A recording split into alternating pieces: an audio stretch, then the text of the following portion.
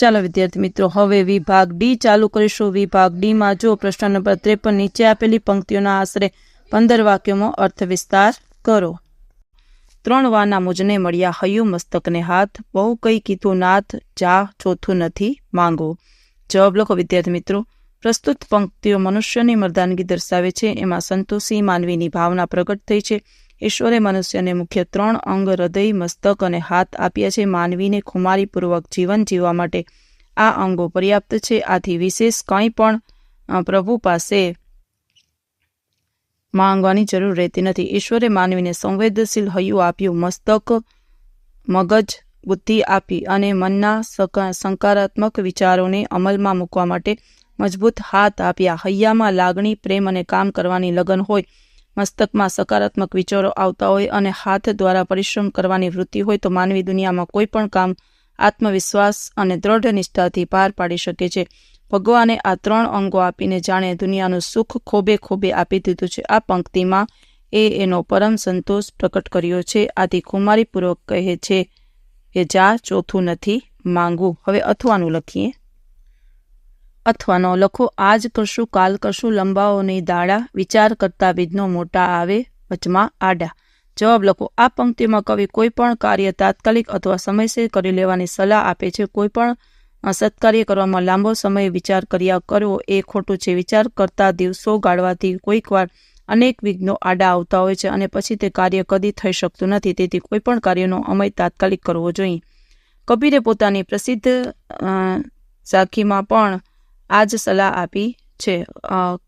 કલ કરે સો આજ કર, આજ કરે સો અબ. કવિ દલપતરામ પણ એ જ કહે છે કે આજે ભાઈ અત્યારે જ કર. ગુજરાતીમાં કહેવત છે કે આપ કામમાં 100 વિઘ્ન, સારું કાર્ય હાથમાં આવે પહેલાં અનેક જાતની મુશ્કેલીઓ આવે, પરંતુ એ મુશ્કેલીઓનો નિકાલ તત્કાલ કરવો જોઈએ. સંસ્કૃતમાં એક સૂત્ર છે, શુભસ્ય શીઘ્રમ. સારું કામ તાત્કાલિક કરી નાખવું અર્થાત ઘટતું કામમાં ઢીલસી. કાલની કોને ખબર છે. જે સારું કામ કરવાનું હોય તે આજે અને અત્યારે જ કરી લેવું જોઈએ. કોઈ કાર્યને મુલતવી રાખવાના પરિણામો ઘણીવાર માઠા આવે છે. Delay is dangerous. પ્રશ્ન નંબર 54 છે. તમારી શાળામાં 2 ઓક્ટોબરે ગાંધીજીની પ્રતિમાનું અનાવરણ કરવામાં આવ્યું છે, તો તે અંગે આશરે 100 શબ્દમાં અહેવાલ તૈયાર કરો. ચાલો વિદ્યાર્થી મિત્રો લખો. દહેગામ તારીખ આપેલી છે. હવે લખો. છેલ્લા કેટલાય સમયથી દહેગામની ગાંધી વિદ્યાલયના મકાનની આગળ 4 રસ્તા વચ્ચે ગાંધીજીની પ્રતિમાનું અનાવરણ કરવાની વાત ચર્ચામાં હતી. એ ચર્ચાને અંતે નગર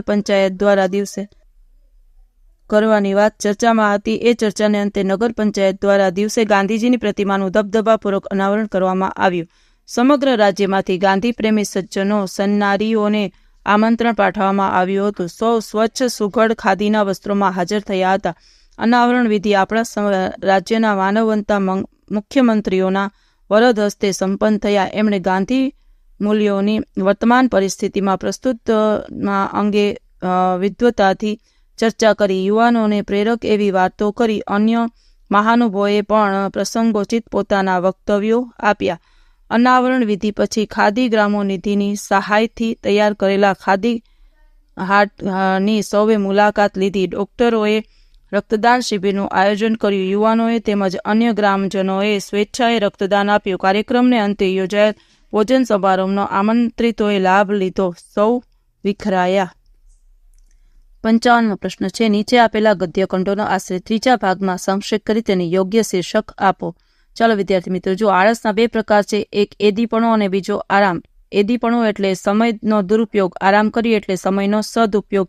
એદી હશે તે સમય મળે ત્યારે રોજ કરતાં મોડું ઉઠવામાં, રોજ કરતાં વધુ ચા પીવામાં, વધારે બીડીઓ પીવામાં અને ગમે તેમાં સિનેમા જોવામાં કે નિંદા કરવામાં વખત ગાળશે. આ સમયે વેડવી નાખ્યો કહેવાય. પરંતુ એ જ સારો કામ આરામ કરવા માંગે તો પ્રવૃત્તિમાં પ્રેરે છે. ફક્ત એટલું જ છે કે પ્રવૃત્તિ રોજનો ધંધો કરતાં જુદી હોય છે. કુટુંબને લઈએ રોજનાથી દૂર જાય છે. આરામનો સમય લાંબો હોય તો પ્રવાસ કરી શકે, ટૂંકો હોય તો ઘરમાં બધા સાથે ગેલ કરે, પત્ની સાથે વિનોદ કરે, મિત્રો સાથે મજા કરે, મિત્રોની સોબત સારે એવી સાબિતી રાખે. આમ વિવિધ રીતે આરામ ઉપયોગ થઈ શકે. હવે આપણે એનો જવાબ લખીશું. સમયનો સદુપયોગ કરો અને સારા મિત્રોની સોબત કરો. આપણે જીવનમાં સમયનો સદુપયોગ કરવો જોઈએ, આળસ ન કરવી જોઈએ. તેથી સમયની સદુપયોગી કરવાથી આપણે આપણા જીવનમાં સફળ થઈ શકીએ છીએ. આળસ કરવાથી કશું મળતું નથી. આ રીતે આપણે જીવનમાં સમયનો સદુપયોગ કરવો જોઈએ. સમયને આળસથી દૂર રાખવું જોઈએ. 56મો પ્રશ્ન છે, ગમે તે એક વિષય પર આપેલા મુદ્દાને આધારે આશરે 250 શબ્દોમાં નિબંધ લખો. જો વિદ્યાર્થી મિત્રો આપણે લખીશું મોબાઈલના લાભાલાભ, તો લખીએ ઇન્ટરનેટે દુનિયા બદલી નાખી છે. ઇન્ટરનેટ આજે ખૂબ શક્તિશાળી સમૂહ માધ્યમ બની ગયું છે. સોશિયલ મીડિયા કેટલું સક્રિય છે. લખો આજે ટેકનોલોજીનો યુગ છે અને મોબાઈલ એ ટેકનોલોજીનું અદ્ભુત સર્જન છે. વિજ્ઞાનની એ ચમત્કારિક શોધ છે. વિજ્ઞાનના વિશિષ્ટ આવિષ્કારો મોબાઈલ એ ખાસ ઉપલબ્ધિ છે. આજે બધા જોડે મોબાઈલ હોય છે. શાકભાજી વેચનારા હોય કે રેકડી ખેંચનારા પણ મોબાઈલ રાખે છે. મોબાઈલ એ માત્ર ફોન નથી પણ એના અનેક ઉપયોગ છે. થોડા વર્ષો પહેલાં સાધારણ મોબાઈલનો ઉપયોગ થયો હતો, જેમાં માત્ર વાત થઈ શકતી હતી, મેસેજ મોકલી શકાતો હતો. હવે બધા પાસે એન્ડ્રોઈડ કે સ્માર્ટફોન આવી ગયા છે. તેની કેટલીક નવી વિશેષતાઓ છે. આજે મોબાઈલ ફોન વિના લોકો જીવનની કલ્પના કરી શકતા નથી. જીવન એથી સરળ બન્યું છે. જોજનો દૂર બેઠેલી વ્યક્તિ સાથે વિચારોનું આદાન પ્રદાન થઈ શકે છે. મોબાઈલ દ્વારા સાથે લઈ જઈ શકાય છે, ખિસ્સામાં રાખી શકાય છે. ઓનલાઈન પેમેન્ટ એનાથી સરળ બન્યું છે. બેંકમાં જવાની ઝંઝટ રહી નથી. એમાં વિવિધ એપ્સ હોય છે. Facebook, Instagram, WhatsApp, message call, video call જેવી સરળ સુગમ સુવિધા પ્રાપ્ત થાય છે. સંકટ સમયની સાંકળ છે. કેમેરાથી ફોટો ખેંચી શકાય છે. જીવનની યાદગાર ક્ષણોને આમ ફોટો દ્વારા કે વિડીયો દ્વારા લઈ સંગ્રહી શકાય છે. મોટા નંબર યાદ રાખવાની કોઈ ઉપાધિ નહીં. એ નંબર સુરક્ષિત રાખી શકાય છે. હવે તો એ નંબર બોલી બીજાને જોડી શકાય છે.